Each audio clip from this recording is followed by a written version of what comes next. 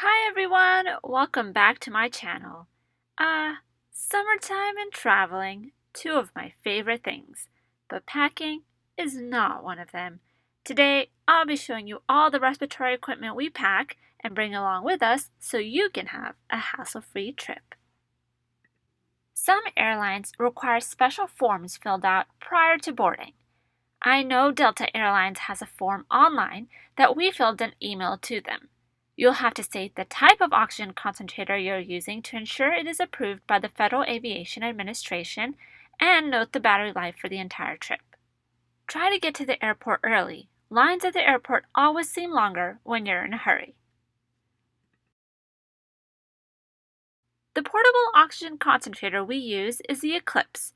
It might be bulky, but it's the only one our home health provided that supplied continuous oxygen flow rather than pulsed.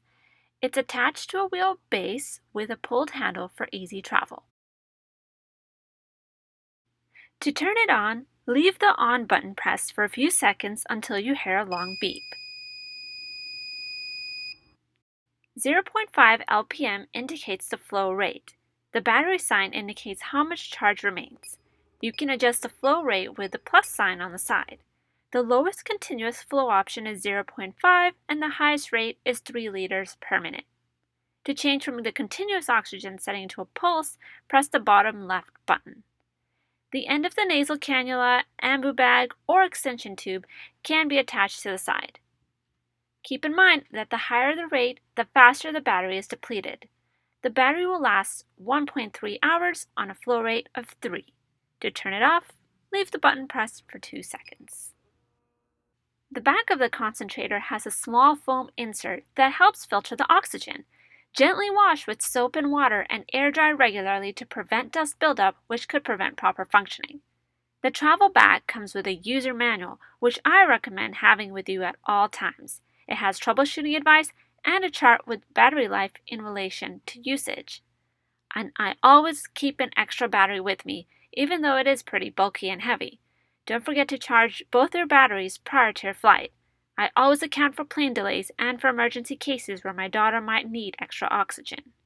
The battery is placed into the back part of the concentrator. Make sure you know how to switch it out. Press down on the black latch while simultaneously pulling out the battery. Our flights are usually 3-hour flights, and I always need to change out the battery mid-flight. To place it back in, push the battery all the way until you hear a click. I try to plug in the concentrator to keep the battery fully charged, so I'm always on the lookout for ports, especially if we have extra time at the airport. The bag can be hung on the back of the concentrator, so it makes it a bit easier to lug around. The charging port is on the right side of the concentrator. If you are planning on taking your large oxygen tanks or even your travel-sized tanks on the flight with you, I have some bad news. Unfortunately, these tanks are not allowed on the airline as they are against airplane regulations. Only approved oxygen concentrators are allowed on flight. Whenever flying with a concentrator, it is mandatory to be placed in a window seat. Haniya also uses a Triology vent system. These are allowed on flight as they are a medical necessity. We use the RAM cannula, which is similar to a nasal cannula, and attach it directly to the tubing. Press the on button on the ventilator and it immediately powers on. You can hear the strong pulsatile flow of air. Press reset to get to the main screen, which shows the flow of the air on inspiration and expiration. The vent has a travel bag with a sturdy shoulder strap. The back of the vent is important because the oxygen tube is fitted into the back port. This allows oxygenated air for additional support, which I find we need in higher altitudes.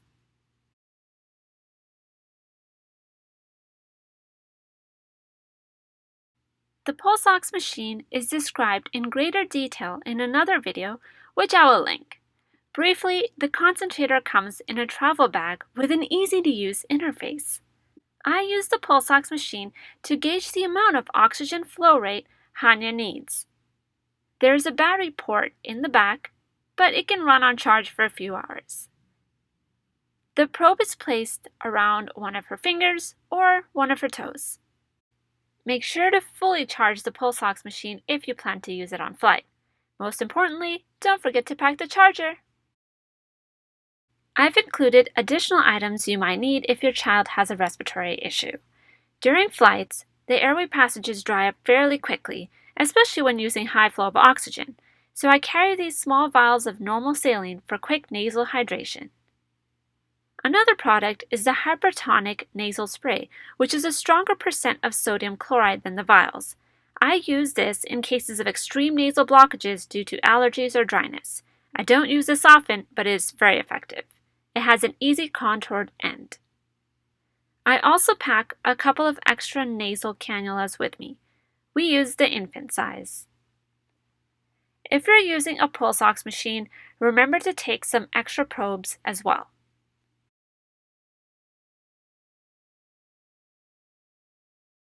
I realize not everyone uses one, but we need to sometimes use the Ambu bag. We use the infant-sized cushioned face mask. One end of the tubing is attached to the bag and the other end is connected to the oxygen concentrator, which fills up the reservoir bag with oxygen. I am trained to use the mask, which is very important because it can be dangerous if used incorrectly. I wish you the best of luck on your next flight, and don't forget to like, subscribe, and comment below on any other videos you'd like to see. I'll catch you on the next one. Bye!